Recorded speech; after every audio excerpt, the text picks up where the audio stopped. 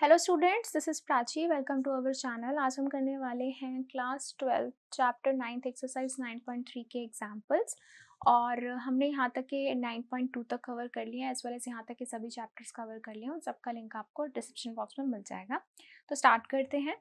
Find the general solution of the differential equation this. तो अब सबसे पहले ध्यान से देखो, अभी तक हम क्या कर रहे थे। अभी तक हम ये कर रहे थे कि अगर हमें कोई भी डिफरेंशियल इक्वेशन दी होती थी, ठीक है, मान लो y इक्वल्स टू समथिंग दिया होता था, और यहाँ पर भी हमें कुछ ना कुछ यहाँ दिया होता, जैसे फॉर एग्जाम्पल लेते हैं हम, जैसे y equals to sine x है, ठीक है, और यहाँ पर आपको दे रखी है डिफरेंशियल इक्वेशन दे रखी है y double dash minus y equals to 0। क्या ये जो है वो इसका सॉल्यूशन है? ठीक है, क्या ये जो जनरल सॉल्यूशन है, जनरल जो इक्वेशन है, क्या वो इसका सॉल्यूशन है? तो क्या करते थे हम, इसको हम क्या करते हैं, डबल डेरिवेटिव करो, पहले सिंगल करेंगे। साइन का डेरिवेटिव क्या होता है? कॉस। डबल करो, साइन कॉस का डेरिवेटिव क्या हो जाएगा? माइनस का साइन। अब ये दोनों वैल्यूज यहाँ पुट कर दो, माइनस का, सॉरी यहाँ प्लस आएगा, माइनस का साइन एक्स प्लस का साइन एक्स क्या हो गया? कैंसिल होकर क्या हो गया? 0 हो गया। ठीक है, left hand side is equal to right hand side. तो हम कहते थे यस, ये जो इक्वेशन है वो इस डिफरेंशियल इक्वेशन का जनरल सॉल्यूशन है। ठीक है, अब क्या है, अब यहाँ पर हमें डिफरेंशियल इक्वेशन दी हुई है, अब हमने इसका जनरल सॉल्यूशन निकालना है। ठीक है, तो देखो ये इक्वेशन दे रखी थी, ठीक है, वैसे ही हमें यहाँ पर ये इक्वेशन दे रखी है। ठीक है, हमें यहाँ पर चेक करना था होता था कि क्या ये इसका सॉल्यूशन है। ठीक है, अब हमें यहाँ पे इसका सॉल्यूशन फाइंड करना है, ये हमें दिया नहीं हुआ, ये हमें फाइंड करना है। अब फाइंड करने के लिए यानी कि हमें ये इस फॉर्म का लाना पड़ेगा, हमें, है ना, हमें आंसर एक्स वाई की फॉर्म में लाना पड़ेगा। तो वो हम कैसे ला सकते हैं? हमें जब किसी चीज का डेरिवेटिव दिया होता है, ठीक है, उसको हमें नॉर्मल टर्म्स में लेकर आना। तो डेरिवेटिव को काटने के लिए हमारे पास क्या चीज होती है? Yes, integration. जब हम किसी चीज का, किसी डेरिवेटिव का इंटीग्रेशन कर देते हैं तो वो हमें नॉर्मल फंक्शन आपका मिल जाता है। हमें ये हमने पढ़ रखा है कि डेरिवेटिव का जस्ट ऑपोजिट होता है इंटीग्रेशन, इंटीग्रेशन का जस्ट ऑपोजिट होता है डेरिवेटिव। जैसे आप एग्जांपल भी देख लो, डेरिवेटिव ऑफ साइन एक्स वो क्या होता है? Cos x. ठीक है, and integration of cos x क्या होता है? दैट इज साइन एक्स होता है। ठीक है, एंड जनरल सॉल्यूशन की बात करें तो हम प्लस सी लगाते हैं, where C is constant of integration, यानी कि यहाँ पे कुछ भी एक्स्ट्रा कांस्टेंट हो सकता है, 2 3 5 ए बी सी समथिंग कुछ भी हो सकता है, तो इसे हम क्या बोलते हैं? जनरल सॉल्यूशन बोलते हैं। एंड बहुत बच्चों को प्रॉब्लम आती है जनरल और पर्टिकुलर सॉल्यूशन में, वैसे मैंने आपको लास्ट वीडियो में बताया था। और कहीं पर भी अगर आपको सी की वैल्यू दे रखी है, वेयर सी इज के प्लस 2 या फिर कुछ भी है, या फिर 2 + 5 12 + 5 कुछ भी नंबर आपको दे रखा है पर्टिकुलर, तो वो नंबर अगर हम वहाँ पुट कर देते हैं, यस देखो मैंने वर्ड यूज किया, पर्टिकुलर नंबर दे रखा है, तो वहां पर अगर हम सी की जगह पर वो पर्टिकुलर नंबर लिख देते हैं तो वो क्या हो जाता है? आपका पर्टिकुलर सॉल्यूशन हो जाता है। सी के लिए हम क्या यूज करते हैं? Where C is some constant, some कुछ भी हो सकता है, और वो कुछ भी अगर आपको पर्टिकुलरली मिल जाए that is the particular solution. ठीक है, तो अब बेसिकली हमने क्या करना है, हमें जो जनरल इक्वेशन, ये आपको डिफरेंशियल इक्वेशन दे रखी है, इसको आपको इंटीग्रेट करना होगा और आंसर लेकर आना होगा किसकी फॉर्म में? एक्स वाई की फॉर्म में। एक इक्वेशन लानी पड़ेगी एक्स वाई की फॉर्म में, है ना, तो वो होगा इसका जनरल सॉल्यूशन। ठीक है, वो कैसे लेकर आएंगे? अब देखो यहाँ पर है आपके पास dy by D X is equals to X plus 1 upon में 2 माइनस वाई। अब देखो डायरेक्ट तो हम नहीं कर सकते, y को हम डिफ्रेंशिएट y के रिस्पेक्ट में करेंगे, x को डिफ्रेंशिएट हम x के रिस्पेक्ट में करते हैं, तो दोनों को ही क्या करेंगे हम? Cross multiply, so that 2 minus Y D Y X plus 1 D X आ गया। अब हम यहाँ पे लिख सकते हैं integrating both sides, integrating both sides. ठीक है, दोनों साइड्स इंटीग्रेट कर दो, तो this is 2 minus Y D Y X plus 1 D X. ठीक है, सो 2 का integration with respect to y is 2y, minus 2 की पावर 1, तो 2 की पावर सॉरी y की पावर 1, तो n+1 अपॉन n+1, ठीक है। और यहाँ पर हम कांस्टेंट ऑफ इंटीग्रेशन लगा सकते हैं, आप इसको c1 लगा लो, ठीक है। या फिर आप इसको नॉर्मली एक बार ही लिख सकते हो, ठीक है। चाहे आप यहाँ लिखना है लिख दो, फिर यहाँ मत लिखना, यहाँ लिख दोगे तो यहाँ मत लिखना, एक ही बात है, ठीक है। तो चलो इसको करके देखो अब, x की पावर 1, सो x की पावर n+1 अपॉन n+1, ठीक है। एंड 1 का integration with respect to x is x, now you can write it as like integration sorry c1 is the constant of integration, ठीक है, some constant of integration. अब लिखो इसको, क्या आएगा, 2y minus Y square upon 2 X square upon 2 plus X plus c1। इसको हम क्या कर सकते हैं, अब सॉल्व कर सकते हैं फर्दर। यहाँ पर आप एलसीएम ले लो, क्या हो जाएगा, 4y माइनस वाई स्क्वायर, यहाँ पर भी एलसीएम ले लो 2 का, x square plus 2x plus 2c1, 2 से 2 कैंसिल हो जाएगा, ये माइनस है इधर ले आते हैं, तो ये हो जाएगा एक्स स्क्वायर, वाई इधर आके plus Y square plus 2x minus 4y plus 2c1। अब दिस इज अनदर कांस्टेंट, ठीक है, तो आप यहाँ पर पुट कर सकते हो इसकी जगह पर c। तो क्या लिख सकते हैं final statement, Y square X square plus Y square plus 2x minus 4y plus c equals to 0, where say E some another constant that is 2c1, ठीक है। आप इसको ऐसे भी पुट कर सकते हो। Now this is the general solution of given differential equation. तो इसका अगर आप dy/dx निकालोगे तो आपको ये मिलने वाला है। क्लियर हुई ये बात, ठीक है। तो इस तरीके से हम जनरल सॉल्यूशन निकालते हैं, ओके। तो ये था आपका एग्जाम्पल 4। चलिए करते हैं नेक्स्ट एग्जाम्पल। तो अब एग्जाम्पल 5 क्या कह रहा है, find the general solution of the differential equation dy/dx is equal to 1 plus Y square upon में 1 प्लस एक्स स्क्वायर।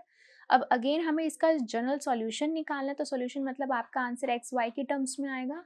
अब डेरिवेटिव को हटाने के लिए इंटीग्रेशन करना पड़ेगा, इंटीग्रेशन का y है तो y का इंटीग्रेशन y के रिस्पेक्ट में होगा, x का इंटीग्रेशन x के रिस्पेक्ट में होगा, तो हम यहाँ से क्रॉस मल्टीप्लाई कर देंगे, तो क्या होगा, dy के नीचे आ जाएगा 1 प्लस वाई स्क्वायर, dx ऊपर चला जाएगा और इसके नीचे आ जाएगा 1 प्लस एक्स स्क्वायर। तो बेसिकली हम क्या करते हैं, x वाली टर्म्स को एक साथ कर देते हैं, y वाली टर्म्स को एक साथ कर देते हैं, सो दैट हम उसको इंटीग्रेशन बहुत इजीली कर सके। नाउ हम यहाँ पे क्या लिखेंगे, integrating both sides, integrating both sides. तो क्या हो जाएगा, इंटीग्रेशन dy अपॉन में 1 plus Y square integration dx upon में 1 प्लस एक्स स्क्वायर। तो अब यहाँ पर हमने एक फॉर्मूला पढ़ रखा है, क्या फॉर्मूला पढ़ा था हमने, dx अपॉन में क्या पढ़ा था, एक्स स्क्वायर प्लस ए स्क्वायर, क्या फॉर्मूला था, 1/a tan inverse x upon a plus constant of integration c। तो ये फॉर्मूला हम यहाँ पर पुट कर देंगे, ठीक है। तो यहाँ पर क्या है, a क्या है, 1 का स्क्वायर, तो 1/1 एक ही हो जाएगा, ठीक है। यहाँ आ जाएगा tan इनवर्स y/1, यहाँ आ जाएगा tan inverse x/1 plus constant of integration c, ठीक है। इसको हम एज इट इज लिख सकते हैं, इधर लेकर जाना इधर भी ले जा सकते हैं। तो यहाँ पे आप ऐसे लिख दो, tan inverse y equals to tan inverse x plus c। Now this is the general solution of given differential equation, right. बहुत सिंपल है ना। तो ये था एग्जाम्पल 5। चलिए करते हैं एग्जाम्पल 6। नेक्स्ट क्या कह रहा है, find the particular solution of the differential equation this given that y equals to 1 and x is equals to 0। अब यहाँ पर चीज देखो, जब कभी भी आपको पर्टिकुलर सॉल्यूशन निकालना है तो वहां तक आपको पर्टिकुलर सॉल्यूशन निकालने के लिए आपको पहले जनरल सॉल्यूशन निकालना पड़ता है, ठीक है। वहां उसके बाद कैसे निकालना है पर्टिकुलर सॉल्यूशन फिर मैं आपको सिखाऊंगी। तो जनरल सॉल्यूशन तो हमें आता ही है निकालना, पहले वो निकालते हैं। तो अब यहाँ पर देखो क्या होगा, अब dy यहाँ dx है तो हमें y को y की तरफ लेकर जाना पड़ेगा, x को x की तरफ लेकर जाना पड़ेगा। तो अगर मैं क्रॉस मल्टीप्लाई करती हूँ तो यहाँ से मैं लिख सकती हूँ, यहाँ से मैं क्या लेकर जा सकती हूँ, dy और y स्क्वायर में नीचे ले आती हूँ, ठीक है, माइनस 4x और dx उसके साथ चला जाएगा, राइट। हो गया, सेपरेट हो गए y y अलग x x अलग। Now integrating both sides, integrating both sides, तो अब अगर दोनों तरफ इंटीग्रेट करेंगे ये हो जाएगा dy अपॉन में वाई स्क्वायर और यहाँ हो जाएगा माइनस बाहर 4x dx। अब ये क्या होता है, ये ऊपर जाके होगा y की पावर -2, तो y की पावर n, तो n+1 अपॉन में n+1, यहाँ पर माइनस बाहर है ही, 4 एज इट इज, x का क्या हो जाएगा, x की power n, n+1 upon n+1 plus constant of integration c, यहाँ पर ये -1 बनेगा, सो माइनस यहाँ पर y की पावर -1, तो 1 -1 की जगह हम 1/y लिख सकते हैं, तो ये हो गया माइनस का 4x² अपॉन में 2 प्लस c, इसको इससे कैंसिल कर दिया 2, तो यहाँ से आपके पास आ गया -1/y minus 2x² plus c। अब ये आपको क्या मिला, एक तरीके से जनरल सॉल्यूशन, ये आप इधर भी ले जाओ, चाहे 2x² minus 1/y equals to c, ये आपको क्या मिला है, जनरल सॉल्यूशन। अब पर्टिकुलर सॉल्यूशन के लिए आपके पास क्या होना चाहिए, पर्टिकुलर सॉल्यूशन के लिए आपके पास c की वैल्यू होनी चाहिए, राइट, c की वैल्यू होनी चाहिए। तो अब हम क्या करेंगे, c की वैल्यू हम निकालेंगे, ठीक है, कैसे निकालेंगे, आपको दे रखा है कि when y equals to 1 and x is equals to 0, तो x की जगह पे 0, y की जगह पे आपने 1 पुट करना है, ठीक है, तो करो, तो 2, तो यहाँ से c की वैल्यू कितनी आ गई, -1, तो जैसे हमें c की वैल्यू मिल जाएगी वो हम यहाँ पर पुट कर देते हैं, ठीक है, तो यह कर देंगे put value of c in equation 1, तो 1 में पुट कर दो, तो 2x² minus 1/y equals to -1। इसको थोड़ा सा सॉल्व कर लेते हैं क्योंकि ऐसे हमें आंसर देते हुए अच्छा नहीं लग रहा, ठीक है, तो यहाँ से हम क्या कर सकते हैं,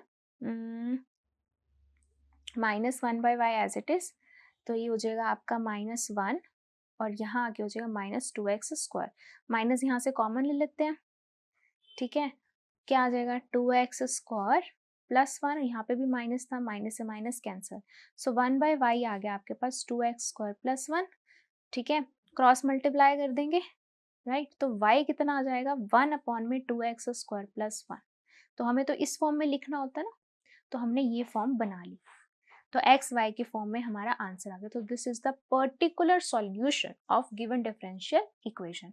तो पर्टिकुलर तक पहुंचने के लिए पहले हमें जनरल निकालना पड़ता है, फिर हमें जो वैल्यूज दे रखी हैं वो पुट करो, c की वैल्यू निकालो, c की वैल्यू उसी में पुट कर दो, that is your particular solution. तो ये था आपका एग्जाम्पल 6, चलिए करते हैं एग्जाम्पल 7। एग्जाम्पल 7 क्या कह रहा है, find the equation of curve passing through the point 1 1 whose differential equation is this। तो अब यहाँ पर देखो, है बहुत सिंपल है, इक्वेशन ऑफ कर्व निकालनी है आपको, इक्वेशन ऑफ कर्व मतलब इसका आपको सॉल्यूशन निकालना है, कौन सा सॉल्यूशन, जनरल या पर्टिकुलर, कोई भी निकालना हो, जनरल तक तो हमें निकालना ही पड़ता है, ठीक है, उसके बाद आपको पॉइंट दे रखे हैं 1 1 1 1 पॉइंट का मतलब ये x की वैल्यू, ये y की वैल्यू, दैट मीन्स जब आपके पास जनरल सॉल्यूशन आ जाएगा उसके बाद आपने x y की वैल्यू पुट करके वहां से c की वैल्यू निकालनी है और c की वैल्यू जनरल सॉल्यूशन में पुट करके वहां से आपको पर्टिकुलर सॉल्यूशन निकालना है, राइट, तो आपको कर्व की इक्वेशन निकालनी है जिसकी डिफरेंशियल इक्वेशन दे रखी है, तो डिफरेंशियल इक्वेशन से ही इक्वेशन निकलेगी, कैसे निकलेगी, दोनों को इंटीग्रेट करके, डिफरेंशिएशन को काटने के लिए हमारे पास इंटीग्रेशन होती है। अब इंटीग्रेशन के लिए हमें क्या करना पड़ेगा, हमें इसको सेपरेट सेपरेट करना पड़ेगा, यानी कि x वाली टर्म्स को एक साथ, y वाली टर्म्स को एक साथ, राइट, तो यहाँ पर अगर मैं ध्यान से देखूं तो यहाँ कहीं y नहीं है और यहाँ x है, तो यहाँ x को मैं नीचे लेकर जा सकती हूँ, इधर नीचे ले जाते हैं, तो क्या हो जाएगा dy equals to 2x² plus 1 divide में x इंटू dx। अब x को सेपरेट सेपरेट कर दो, क्या हो जाएगा 2x² बाई x, तो ये हो जाएगा 2x plus 1 by x and this is dx। now integrating on both sides, integrating on both sides, तो integrating dy, integrating 2x plus 1 by x dx, so integration of 1 with respect to y is y, 2x का क्या आएगा 2 as it is, x की power 1, तो x की power 1 plus 1 upon में 1 plus 1 and 1 by x का क्या होता है, log mod x होता है, ठीक है, plus constant of integration c, यहाँ 2 से 2 कैंसिल हो जाएगा, ठीक है, तो आपके पास क्या बचा, आपके पास इक्वेशन आ गई y equals to X square plus log mod x plus c। तो ये आ गया आपके पास general solution. Let this equation be 1। Now it is given that कि इक्वेशन जो है वो 0.11 से पास करती है, that means this equation will satisfy या फिर this point will satisfy this equation. ठीक है, so as equation of curve, ठीक है, passing through 1 1, so x is equals to 1 and y equals to 1, वो इसको सेटिस्फाई करेंगे तो पुट कर दो, y की जगह पे 1, x की जगह पे भी 1 and log mod 1 plus c। अब log mod जो 1 होता है उसकी वैल्यू होती है 0, ये हो गया 1 और ये भी है 1, तो 1 माइनस 1 क्या हो गया 0। तो कांस्टेंट ऑफ इंटीग्रेशन की वैल्यू कितनी आ गई आपके पास 0। Put this value in equation 1। तो 1 में पुट करते ही क्या आएगा आपके पास y equals to X square plus log mod x plus 0, ना भी लिखो तो this is the particular solution of this given differential equation. ठीक है, या फिर दिस इज द इक्वेशन जो इस पॉइंट से पास करती है और इसकी डिफरेंशियल इक्वेशन ये है। क्लियर हुई ये बात? ठीक है, तो ये था आपका एग्जाम्पल 7। चलिए करते हैं एग्जाम्पल 8। सो एग्जाम्पल 8 क्या कह रहा है, find the equation of curve passing through the point -2 3 given that the slope of the tangent to the curve at any point X Y is 2x by Y square. अब यहाँ आपकी ना थोड़ी सी knowledge strong होना बहुत जरूरी है।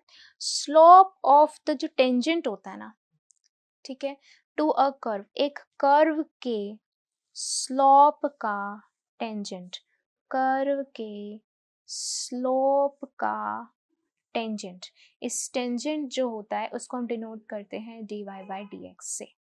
ठीक है, सो dy by dx is given that is 2x upon में y स्क्वायर। अब तो बहुत सिंपल हो गया, बस थोड़ी सी नॉलेज होना बहुत जरूरी होता है। ठीक है, तो जैसे ही आपको ये मिल गया, अब आपको पता है हमें क्या करना है, इक्वेशन ये फाइंड करनी है जैसे हमने अभी एग्जांपल 7 में की थी। अब ये कर्व भी -2 3 से पॉइंट से पास करता, तो यानी कि ये x हो गया, ये y हो गया। तो पहले जनरल निकालेंगे, फिर c की वैल्यू निकालेंगे with the help of X Y, फिर पर्टिकुलर सॉल्यूशन निकालेंगे। शुरू करो, cross multiply, y square dy 2x dx हो गया separate separate. Now integrating on both sides, y square dy 2x dx, so x की y की power n plus 1 upon n plus 1 to x की power n plus 1 upon n plus 1 plus constant of integration c। ठीक है, अब क्या करते हैं, यहीं से ही हम वैल्यू पुट कर देते हैं। तो at x is equals to -2, y equals to 3 put कर दो, 3 का क्यूब अपॉन 3, 2 -2 का स्क्वायर अपॉन में 2 प्लस c। तो 3 का क्यूब इज 27। ठीक है, तो 27 बाई 3, तो -2 का स्क्वायर इज 4, 4 2 ज़ा 8 बाई 2। ठीक है, ये हो गया 9, ये हो गया 4, सो 9 माइनस 4, c की वैल्यू आ गई आपके पास 5। Put this value in equation 1, put this value in equation 1।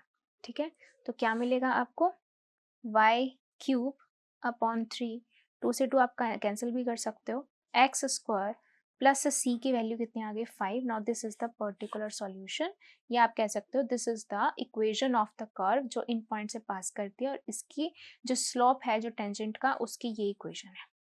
Okay, तो ये था आपका एग्जाम्पल 8। चलिए करते हैं एग्जाम्पल 9। तो एग्जाम्पल 9th है, ये इंपॉर्टेंट है, इसको ध्यान से करेंगे। क्या कह रहा है, इन अ bank, principal increases continuously at the rate of 5% per year. In how many years rupees 1000 double itself? तो एक बैंक के अंदर जो प्रिंसिपल है, यानी कि जितना आप अमाउंट उसमें पे करने के लिए जाते हो, उस वो जो है वो इंक्रीज कर जाता है कितने रेट पर, 5% पर ईयर के। ठीक है, तो हर साल, ठीक है, हर साल 5% जो है वो प्रिंसिपल इतने रेट से बढ़ रहा है, so let the principal at any time t is p, ठीक है, किसी भी टाइम पर p था। अब हमें दिया क्या हुआ है, रेट दे रखा है प्रिंसिपल का। रेट का मतलब क्या होता है, dp/dt। यस, ये हमने फिजिक्स में भी पढ़ रखा है, जब कभी भी रेट से होता है तो डिवाइड बाय टाइम होता है, और चेंज अगर हो रहा है तो डिफरेंशिएशन लगती है। सो dp/dt कितने रेट पर हो रहा है, 5% पर ईयर। तो किसका 5%, 5% ऑफ p, जितना प्रिंसिपल इनिशियल पे होता है, ठीक है। So you can write dp/dt is equals to 5/100 into p। इसको से कैंसिल कर दिया, dp/dt is equals to p/20। ये आपको एक क्या मिल गई, डिफरेंशियल इक्वेशन मिल गई। अब क्या बोला उन्होंने, in how many years ₹1000 double itself. अगर कोई 1000 रुपीज इसमें पे करता है तो वो कितने साल बाद जो है वो डबल हो जाएगा।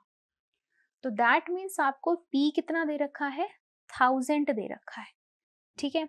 तो p 1000 दे रखा है आपको, और उन्होंने बोला है कि ये डबल कब हो जाएगा, कितने साल बाद ये डबल हो जाएगा। ओके, तो उसके लिए हमें क्या करना पड़ेगा, हम क्या करेंगे कि एट टाइम, जब टाइम 0 था, बिल्कुल स्टार्टिंग का टाइम था, तब वहां पर p जो था वो कितना था, 1000 था। जब p 2000 होगा तब का हमें टाइम निकालना है।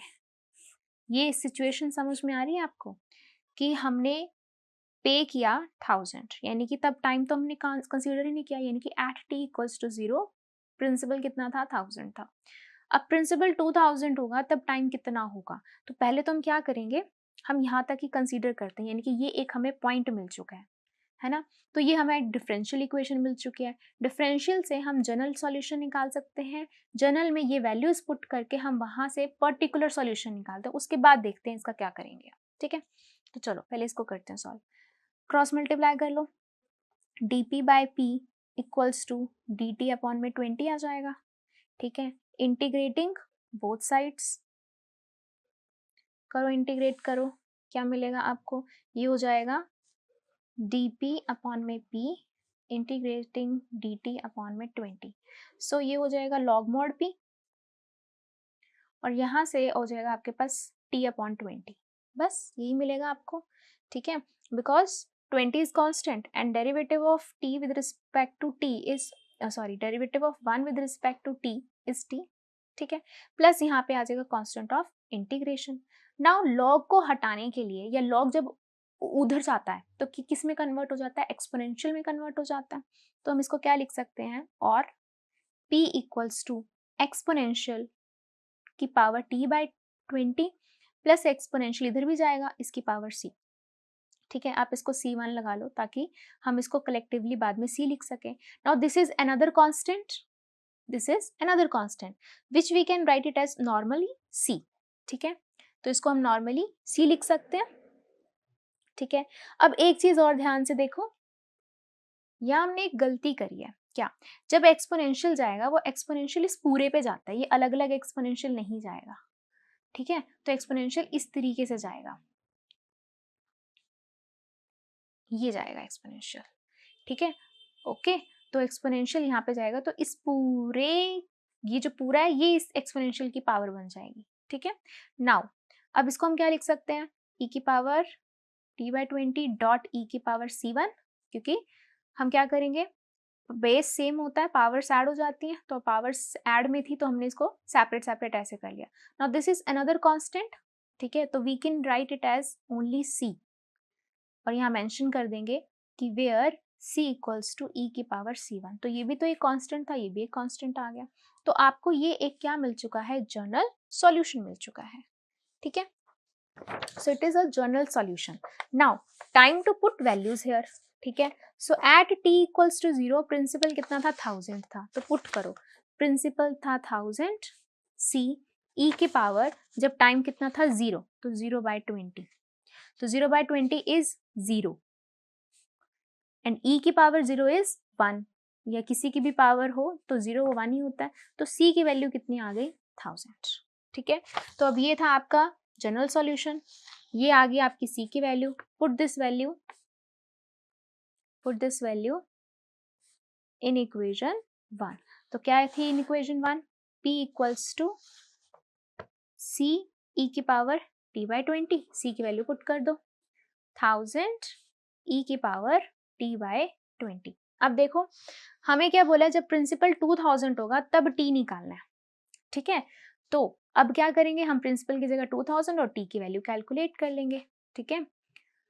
When p equals to 2000 then t equals to question mark. अब पुट करो, 2000 इज इक्वल्स टू 1000 t की पावर e की पावर t बाई 20, कैंसिल हो गया, 2 आ गया, e की पावर t बाई 20। अब दोनों, अब हमें एक्सपोनेंशियल हटाना है, ठीक है। तो एक्सपोनेंशियल को अगर मैं नीचे लेकर जाती हूँ इधर, तो एक्सपोनेंशियल का इन्वर्स क्या हो जाता है, लॉग। तो ये हो जाएगा लॉग मॉड 2 और ये हो जाएगा t upon 20, cross multiply, t equals to multiply 20 हो जाएगा log mod 2 and this is the time, ठीक है। ये है आपके पास टाइम। इतने टाइम में जो प्रिंसिपल है वो क्या हो जाएगा, 1000 से 2000 हो जाएगा, ठीक है। Now this is your answer. तो आप इसको ऐसे ही छोड़ सकते हो, प्लस सी नहीं लगाएंगे क्योंकि सी की तो वैल्यू हमने कैलकुलेट ही की थी। क्लियर है ये बात? तो ये था आपका example 9। Thank you, that's all for this video. Next video में हम कवर करेंगे कंप्लीट एक्सरसाइज 9.3।